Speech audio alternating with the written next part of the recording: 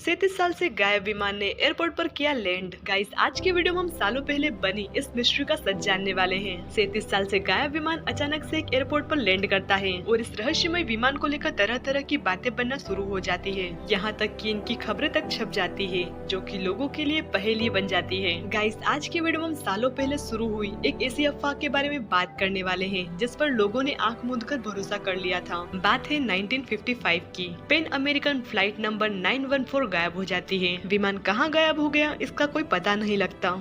इसके बाद विमान को दुर्घटनाग्रस्त मानकर कुछ सालों बाद इस फाइल को बंद कर दिया जाता है। लेकिन 37 साल बाद यानी 1992 में लोगों के होश उड़ जाते हैं, जब ये विमान वेनेजुला की राजधानी काराकास में लैंड करता है। जिसके बाद बीते कई सालों से अमेरिका के इस फ्लाइट के गायब हो जाने और वापस लौट आने की कहानी दुनिया भर की मीडिया में सुर्खियां बन जाती है। लेकिन इसके बाद कई फेक न्यूज का सच जानने वाली न्यूज साइट्स ने इस कहानी से पर्दा उठाया, जिसमें उन्होंने बताया कि पैन अमेरिका के इस नाम की कोई फ्लाइट असल में थी ही नहीं और न ही ऐसे किसी प्लेन ने उस दिन उड़ान भरी थी। ये पूरा कारनामा 1992 में अमेरिका के किसी लोकल न्यूज़पेपर में छपा था, जिसमें ये फेक खबर पब्लिश की गई थी और लोग आज तक इस खबर की वजह से धोखा खाते आ रहे हैं। क्या थी इस प्लेन की पहेली, तो चलिए जानते हैं। 21 मई 1992 को अमेरिका के एक लोकल न्यूज़पेपर में एक प्लेन के गायब हो जाने और वापस लौट आने की खबर छापी जाती है। इसकी हेडलाइन थी रिडल ऑफ फ्लाइट, यानी प्लेन की कहानी। यहीं से इस फेक न्यूज की शुरुआत होती है। इस फेक न्यूज की स्टोरी कुछ इस तरह थी कि 1955 में एक प्लेन गायब हो जाता है,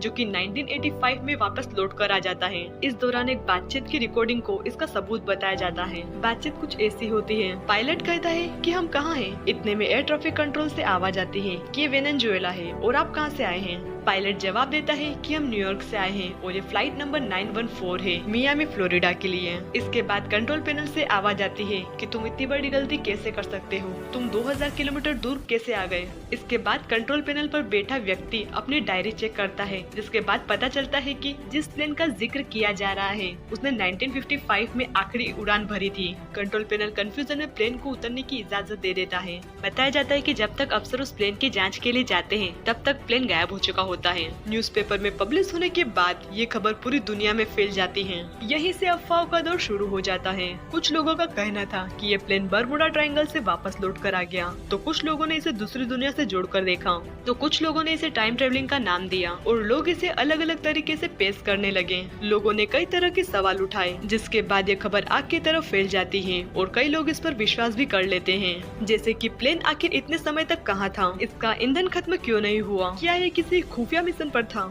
हालांकि इस खबर के फर्जी होने के बाद इसे किसी भी प्रोमिनेंट न्यूज़पेपर में नहीं छापा गया। ये कहानी पूरी तरह से महज एक कल्पना थी। दरअसल ये एक फिक्शनल स्टोरी थी, जिसे डेट और फोटो बदलकर करीब 3 बार छापा गया था, जो कि एक न्यूज़पेपर की गलती की वजह से पूरी दुनिया में फैल गई। वैसे गाइस, जब आपने 37 साल बाद लौटे इस विमान के बारे में पहली बार सुना था, तो आपके मन में पहला सवाल क्या आया था और आपने इस न्यूज को किस तरह लिया, कमेंट में जरूर बताना। And this is channel. Thank you.